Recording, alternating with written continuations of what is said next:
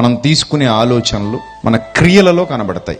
మనం ఈ రోజు ఏదైతే ఆలోచిస్తున్నామో అదే రేపటి మన భవిష్యత్తు. ఇది సత్యం. ఈ రోజు తప్పు చేసిన వాడు రేపు ఎక్కడ ఉంటాడు?